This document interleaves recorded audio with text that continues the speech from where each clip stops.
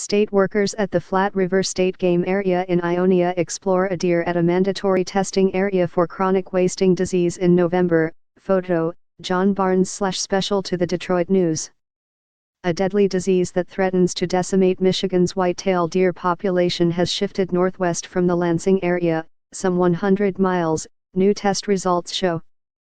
All but one of the new cases of chronic wasting disease in the just-ended 2017 firearm season were discovered in free-ranging deer killed in Montcalm and Kent counties, 40 total, according to the Department of Natural Resources.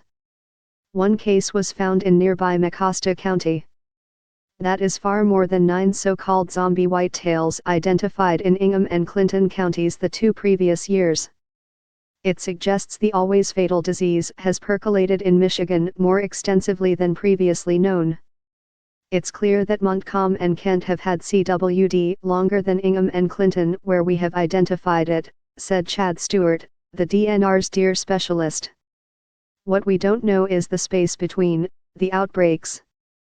In all, 50 cases have now been identified in Michigan since the first emaciated, confused deer was killed by police east of Lansing in 2015. 3 others were found from 2 penned deer farms or ranches in Mecosta County. Chronic wasting disease is unrecognizable yet still infectious in diseased deer in early stages. Its end stage leaves deer emaciated, listless, drooling, and unafraid of humans. Deformed proteins literally eat holes in the animal's brain. Infectious disease experts caution against eating infected venison. The 2017 deer hunting season ended Monday. On Thursday, the state will begin 2 brief limited hunting seasons to see if wildlife experts can connect the dots between the 2 outbreaks. The special hunts will run through Sunday and January 11 to 14 in northern Ionia County and eastern Montcalm County in 14 townships, some 500 square miles. Any deer killed must undergo testing for chronic wasting disease. I am not expecting a lot of deer to be harvested, but if we are able to identify a CWD-positive animal in this area, then it will provide valuable information to inform our management decisions going into next hunting season, Stewart said.